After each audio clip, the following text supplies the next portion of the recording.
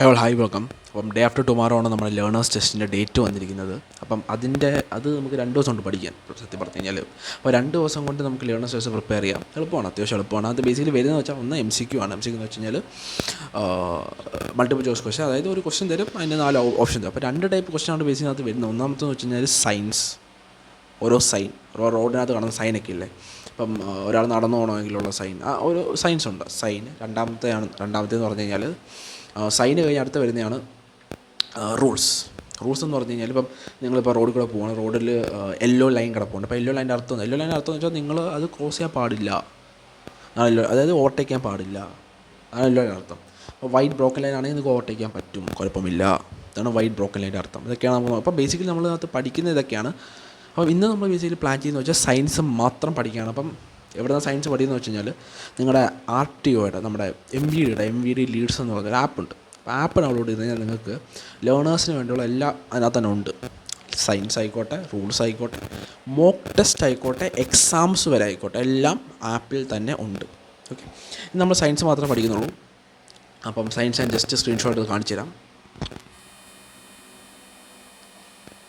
ഞാൻ പറഞ്ഞ ആപ്പ്. അപ്പോൾ ഈ ആപ്പ് നിങ്ങൾ ഡൗൺലോഡ് ചെയ്ത് നിങ്ങളൊരു ഹോം പേജ് നിങ്ങൾക്ക് കിട്ടും. ഹോം പേജ് കിട്ടിക്കഴിഞ്ഞാൽ ജസ്റ്റ് നിങ്ങൾ നോ യുവർ സയൻസ് ക്ലിക്ക് ചെയ്യുക. നോ യുവർ സയൻസ് നിങ്ങൾ ക്ലിക്ക് ചെയ്ത് കഴിഞ്ഞാൽ നിങ്ങൾക്ക് കണ്ടോ ഇതുപോലെയുള്ള ഓരോ സയൻസ് വരും.